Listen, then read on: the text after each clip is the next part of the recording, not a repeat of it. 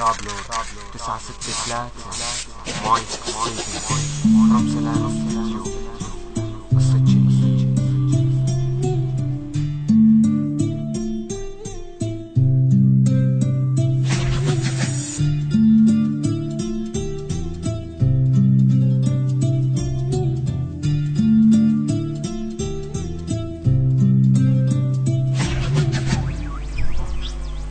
يا شهيد انت متت بس روحك بعدها موجودة، انت سافرت بلا رجعة على الجنة الموعودة. الله معك يا شهيد، بالجنة عمرت بيتك، رفقاتك عم يبكوا عليك وبالرحمة عم يدعولك.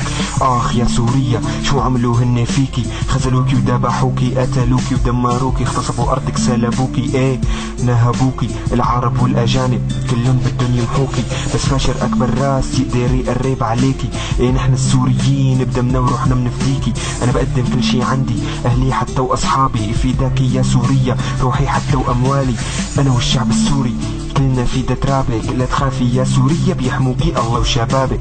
جنة فتحت ابوابها كرمال شهداء سوريا، الله يحفظ بلدنا يصون عرضها ويحميها. انا مالي بالسياسة ولا بدي اقرب عليها، ايه انا شاب سوري بدي اعيش بسلام. شايف بلدي عم تنهار تحت اسم الاسلام، من يوم كانت سوريا ارض السلام. لك حلوا عن بلدي انتو شو بدكم فيها، لازم تخجلوا يا عرب العروبة ما يكون فيها.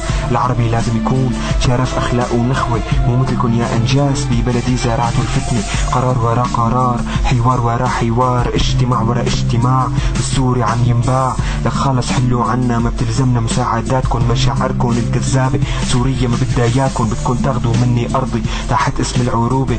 فشلتوا يا اندال قلعتكن صارت مكشوفة. يا عرب يا اعوان امتى بتصحى ضمائركن؟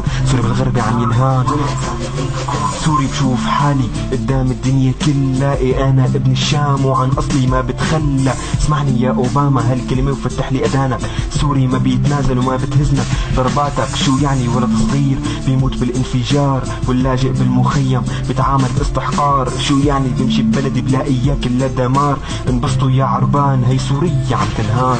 اسمعني يا اخي خذ مني هالنصيحة، العرب طلعت ريحتهم ندالة واوسخ ريحة. كل يوم قرار جديد بس كله ما بيفيد، كل همهم انه نصير عند الاجانب عبيد. انا من هذا المنبر بدي وجه رسالتي لكل السوريين، يلا فهموا كلماتي. بدي احط ايدي بايدكم خلونا نعمر سوريا، لنورجي كل العالم شو بتعني كلمة سوريا.